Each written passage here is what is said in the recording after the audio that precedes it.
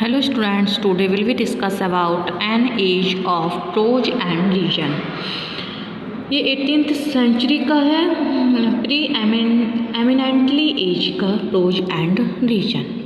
Okay, Matthew Arnold who summed up 18th century in English literature as the age of prose and region. Our excellent and dispensable 18th century. The 18th century is primarily the age of prose and region. What was it also excellent and indispensable?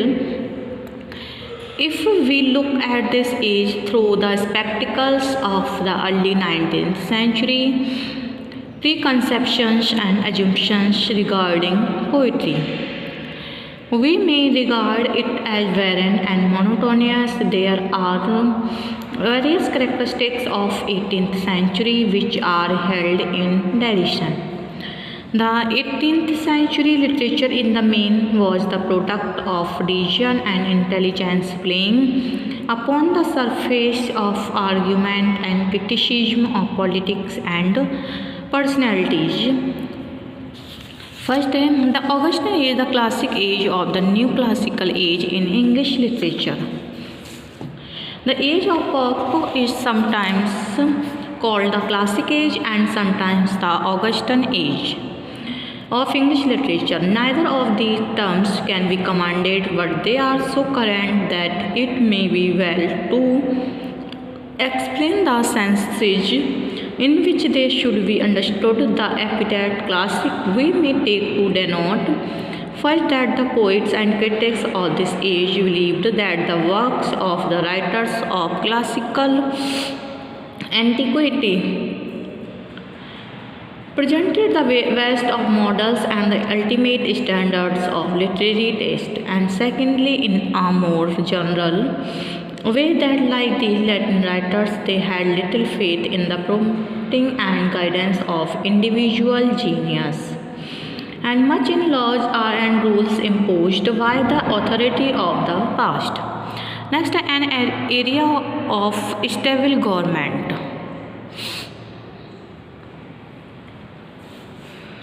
An age of Queen Anissa, the establishment of a stable civilization.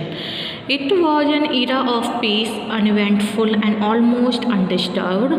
Its chief crisis was due to stock jobbing. Its chief disputes are about currency and exercise. Its chief victorious were those of commerce, its type, if not its hero, a businessman. It was the remarkable sanctuary for the moneymaker, the trader and the merchant, but the capitalist was not all. Next, the age of reason.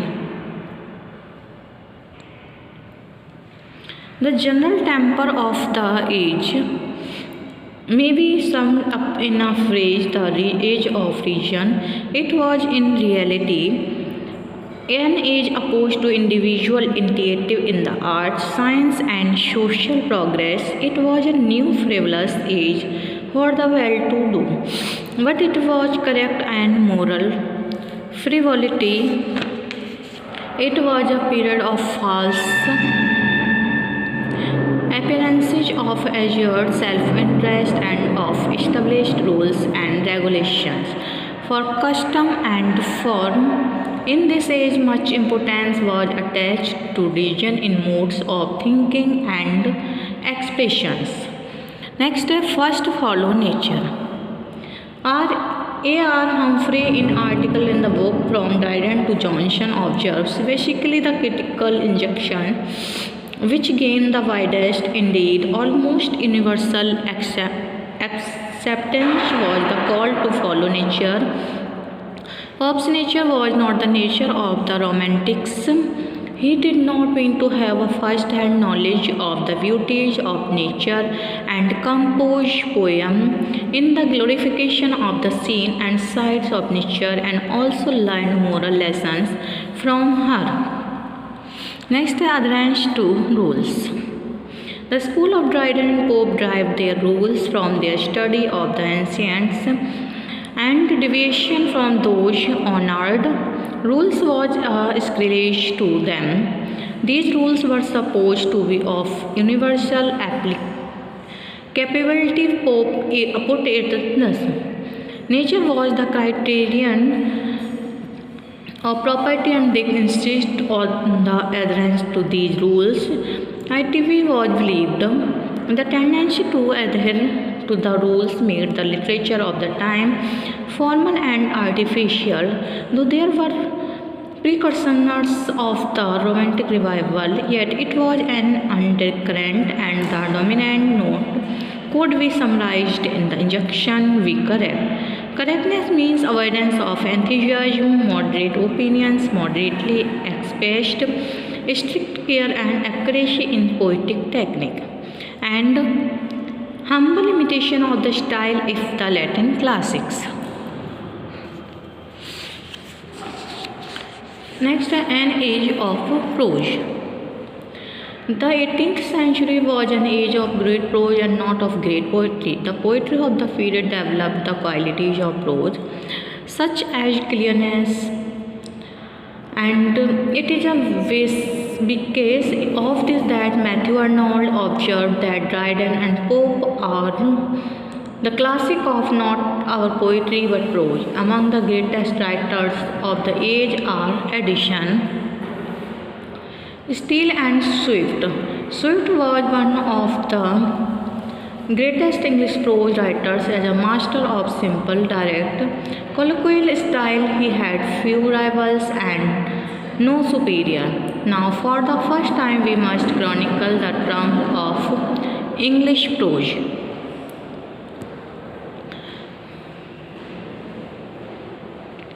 A multitude of practical interests arising from the new social and practical condition demanded expressions not simply in books but more, especially in pamphlets, magazines, and newspapers.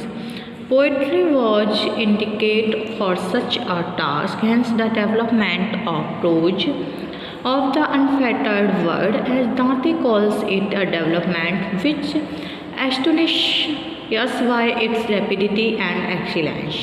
The graceful elegance of Addison's essays, the terse vigor of Swift's satires, the artistic finish of Fielding's novels, the sonorous eloquence of Gibbon's history and of Burke's orations, these have no parallel in the poetry of the age. Indeed, poetry itself became prosaic in the respect that it was used not for the creative works of imagination, but for essays, for satire, for criticism, for exactly the same practical ends as was prose. The poetry of the first half of the century, as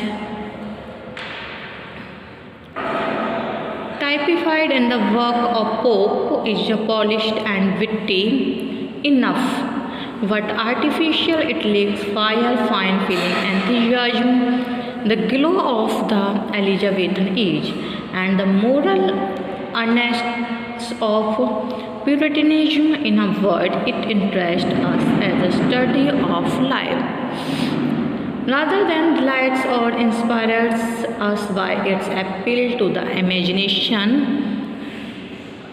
The variety and excellence of prose works and the development of serviceable prose style, which had been begun by Dryden until it served to express clearly every human interest and emotions, these are the chief literary glories of the 18th century.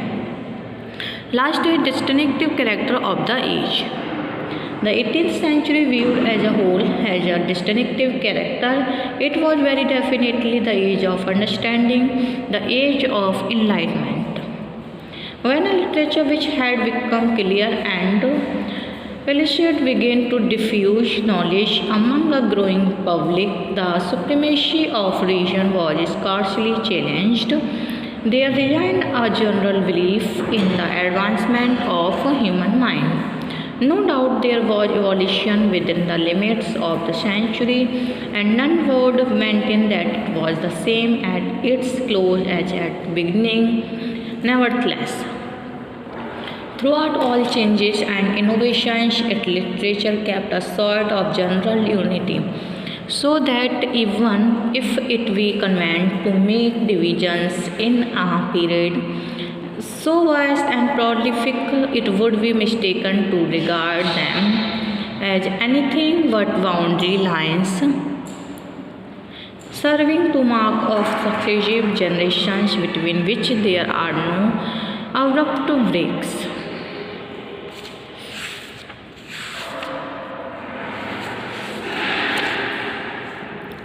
In the words of W.J. Long, the literature of the regent Queen Anne was the better mind of England, and what it had recognized itself through good sense and moderation of temper.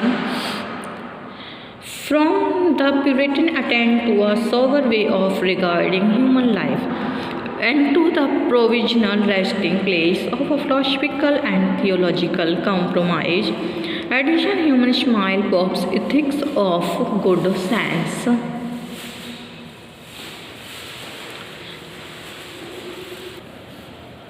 But we must not think that the 18th century was without excellence and values of its own. F.R. Leavitt, Middleton Murray, and William Emerson have described this age and found it a worthy age to be remembered by all admirers of the literature.